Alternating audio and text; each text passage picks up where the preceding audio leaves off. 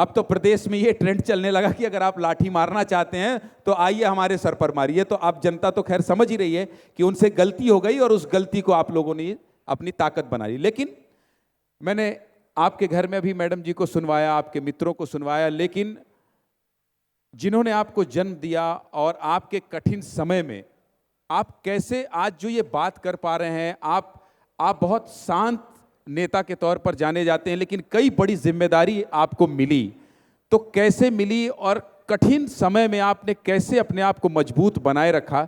ये हमने आदरणीय माता जी से भी बात की है, उन्होंने भी कुछ कहा है, ये सब सुनना चाहते हैं। इसलिए प्लीज पीसीआर माता जी ने क्या कहा है ये भी सुनवाइए और बताइए कि कैसे मुख्यमंत्री जी जब कमजोर समय आया या कठिन समय आया तो अपने आप को मजबूत इन्होंने बनाया और कैसे परिस्थितियों का सामना करा। प्लीज। 10 साल का था उसी समय उसका पिताजी गुजर गए, तो पढ़ाई छोड़कर खेती-बाड़ी संभालता था। उसके बाद राजनीति में उतरा, पंच बना, पंच से सरपंच, सरपंच से विधायक, विधायक से सांसद, तो प्रदेश अध्यक्ष, उसके बाद केंद्रीय मंत्री, फिर अध्यक्ष बना, उसके बाद विधायक, तो अभी सीएम बना। तो थोड़ा सा वाकया बताइएगा कि उस कठिन समय में कैसे आपने अपने आप को मजबूत बनाया, फिर आगे बढ़ते गए। ये लोग भी जानना चाहते हैं विस्तार से, जो आप कुछ कुछ बता रहे हैं और कुछ कुछ सहयोग मैं आपका कर रहा हूं, उस समय की यादें अगर आपके पास हों तो आप साझा करना चाहें अपने प्रदेश की जनता के साथ। देखिए, वैसे तो हमारा परिवार शुरू से राजनीतिक रहा। जब राजतंत्र था और जसपुर रियासत थी तो हमारे पुरखा लोग जसपुर राजा के हम मंत्री थे, हमारे दादा के पिताजी लोग मंत्री थे। और जब देश आज़ाद हुआ सन 1947 में, और उस समय नागपुर राजधानी थी, शायद सीपी बरार सरकार बोलते थे, नागपुर राजधानी थी, तो उस समय हमारे ग्रैंडफादर, हमारे दादा स्वर्गीय सरदार बुद्धनाथ साय, वो नॉमिनेट विधायक थे।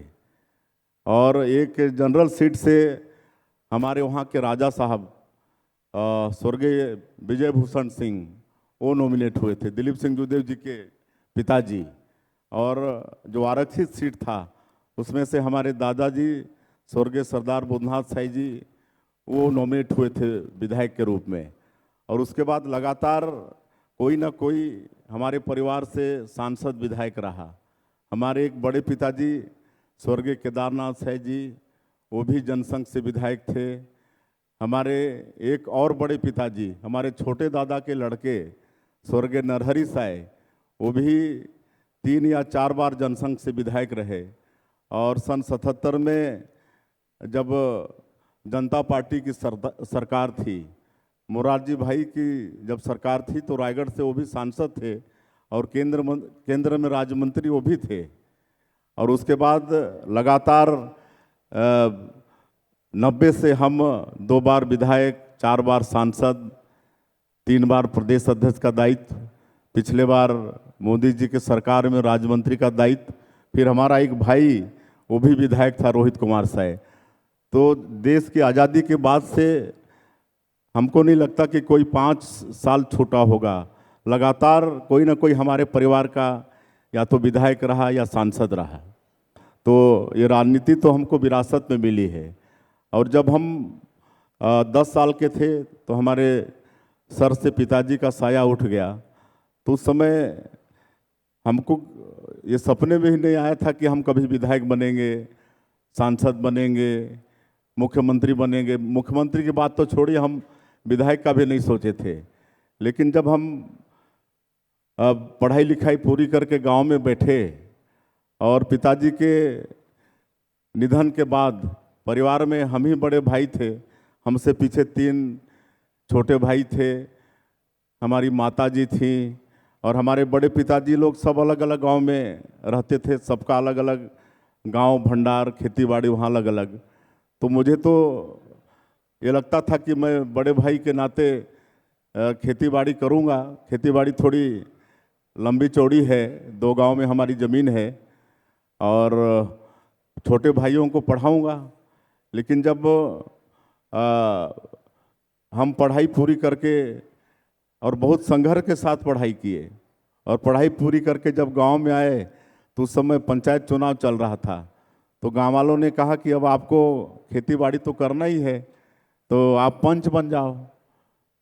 तो मैं पंच बना, 5 साल पंच भी रहा। लेकिन चूंकि गांव में पढ़ा लिखा मैं ही था तो नाम का पंच था, लेकिन पूरा सरपंच मैं ही था। पूरा सरपंची मैं ही चलाता था, अधिकारी मेरे पास ही आते थे। और दूसरी बार जब पंचायत का चुनाव आया तो पूरे पंचायत के लोग, आज भी 3 गांव है उस पंचायत में, और वो 2 पंचायत अलग अलग हो सकता है, लेकिन वो लोग नहीं चाहते हैं कि 2 पंचायत हो, एक ही पंचायत में रहना चाहते हैं। तो सबने कहा कि आप अगर सरपंच बनना चाहेंगे तो आपको निर्विरोध बना देंगे। तो मैंने कहा कि ठीक है, लेकिन हमको ही क्यों, सरपंच को ही क्यों, आप सभी पंचों को भी निर्विरोध बनाइए। तो एक आदर्श पंचायत के रूप में हमारा ये पंचायत गिना जाएगा। और सब गांव वालों ने प्रयास किया। 13 वार्ड होता था, उसमें से 12 वार्ड भी निर्विरोध हो गया, 12 पंच हमारे निर्विरोध हो गए। एक जो जनरल वार्ड था उसमें लड़ाई हो गई, लेकिन हम लोग जिनको चाहे उनको जिताए। और 6 महीना ही हुआ था हम निर्विरोध सरपंच के रूप में काम कर रहे थे। तो फिर विधानसभा का चुनाव आ गया। तो विधानसभा का चुनाव आ गया तो हमारे क्षेत्र से जो विधायक रहते थे वो सांसद बन गए थे, श्री नंद कुमार साई जी। तो उनका सीट खाली था, अब किसी को वहाँ से विधायक का टिकट देना था। तो जब हमको संपर्क किए पार्टी वाले तो हमने मना किया कि भाई अब हम अभी विधायक का चुनाव नहीं लड़ेंगे, अभी हम 6 महीना हुआ है सरपंच बने हैं तो थोड़ा सीखने दीजिए। उस समय हमारी शादी भी नहीं हुई थी। तो पार्टी वाले बोले कि ठीक है, मतलब हो सकता है लड़ना पड़े, लेकिन ज़रूरी नहीं है कि आप ही को टिकट मिलेगा। एक का टिकट फाइनल हुआ तो कार्यकर्ता उनका विरोध किए, और दिलीप सिंह जूदेव जी उस समय सांसद थे और मध्य प्रदेश में पार्टी के वो उपाध्यक्ष भी थे। तो वो जो जसपुर रियासत के अंदर जो भी सीट आती थी 3-4, उसमें वो जो बोलते थे उन्हीं को टिकट मिलती थी, और वो टिकट दिला के सबको जिता के वो लाते भी थे। तो उनके पास कार्यकर्ता गए, बोले कि इनके लिए हम काम नहीं कर पाएंगे। तो ठीक है, बोले इनके लिए काम नहीं करोगे तो किन के लिए काम करोगे। तो 4 नाम दे दिए। हमको पता भी नहीं था कि वो 4 नाम में से हमारा भी नाम है। और दिलीप सिंह जूदेव जी कुछ करवाए होंगे, सर्वे वर्वे करवाए होंगे, तो टिकट हमको मिल गई। और उस समय 90 में 320 विधानसभा सीट होता था अब विभाजित मध्य प्रदेश में। उस समय प्रभु की कृपा से कांग्रेस पार्टी को सिंबल अलॉट नहीं हुआ। टेक्निकल फॉल्ट के कारण कांग्रेस पार्टी का प्रत्याशी निर्दलीय घोषित हुआ। उनको साइकिल छाप मिला, साइकिल छाप के ऊपर में पंजा छाप लगा के मतलब वोट मांगे जनता से, उनका जमानत जब्त हुआ और बीएसपी सेकंड में रही। और पहली बार हम उस विधानसभा सीट को 15,000 से जीते। उसके पहले जो भी विधायक वहाँ से होते थे 2-2.5 हज़ार से ही जीत हार होती थी। और वो सीट तो ऐसी है कि आज तक चुनाव में सिर्फ 2 बार कांग्रेस जीती है, नहीं तो लगातार वो जनसंघ और भारतीय जनता पार्टी जीतते रही है। तो इस तरह से हमारा शुरुआत हुआ 90 में, पहली बार हम विधायक बने। और उसके बाद लगातार पार्टी ने जो हमको दायित्व दिया उसको ईमानदारी के साथ निभाते गए। और हमको हमारा सौभाग्य या प्रभु की कृपा कि कभी हमको बोलना नहीं पड़ा कि हमको विधानसभा का चुनाव लड़ना है या लोकसभा का लड़ना है। हमको जो भी पार्टी ने दायित्व दिया बिना हमसे पूछे दायित्व दिया, सीधा सीधा कि आपको प्रदेश अध्यक्ष का दायित्व दिया जा रहा है, आपको केंद्र में। एक इजाजत दें तो एक सवाल पूछ लूं? जी जी बिल्कुल। आपकी इजाजत से पूछ रहा हूं, आप मेरे अतिथि हैं, मेहमान हैं। जी जी। मुख्यमंत्री जब बनना था तब भी कोई बातचीत नहीं हुई थी? बिल्कुल नहीं, हमको पता नहीं था। हमको तो क्या बोलते हैं अध्यक्ष का दायित्व तो मिला, फिर बाद में उस समय जब 14 के बाद 19 में जब लोकसभा का चुनाव आया तो उस समय हम लोग 15 सीट में आ गए थे छत्तीसगढ़ में। तो ये हुआ कि सभी सांसदों को बदल दिया जाए और वहाँ पर हम राजमंत्री के रूप में थे, हमारे घर में ही बैठक हो रहा था और हमको पूछा गया तो हम 1 मिनट में बोले कि बिल्कुल पार्टी का जैसा आदेश, हमको कोई आपत्ति नहीं है, हमको तो पार्टी ने इतना दिया है तो उसी का एहसान हम पार्टी को नहीं चुका पाएंगे। और उस समय भी हम जितना हो सकता था पूरी मेहनत के साथ काम किए, बाद में अध्यक्ष बनाए, फिर बाद में बोले कि आपका केंद्र में उपयोग होगा। राष्ट्रीय अध्यक्ष जी ने बुला के कहा तो हमने कहा कि भाई पार्टी जो आदेश, हमको कोई पार्टी से गिला शिकवा नहीं है। हम कभी सपना में नहीं सोचे थे कि कभी हम विधायक सांसद बनेंगे और पार्टी ने हमको बना दिया तो इससे हमको और कुछ भी नहीं चाहिए। और अभी ये आदेश हुआ कि कुनकुरी से आपको विधानसभा लड़ना है और पार्टी के आदेशानुसार हम कुनकुरी विधानसभा लड़े। और उस समय जरूर चुनाव कैंपेनिंग के दौरान हमारे देश के गृह मंत्री कुनकुरी गए थे तो एक कार्यक्रम में जरूर बोले थे मतदाताओं से कि आप विष्णु को विधायक बना के दे दो, हम इसको बड़ा आदमी बनाएंगे। तो मैं नहीं समझ रहा था कि हमको क्या बड़ा आदमी बनाएंगे। और जब यहाँ पर चुनाव हुआ दल के नेता का तो हम ही को चुने।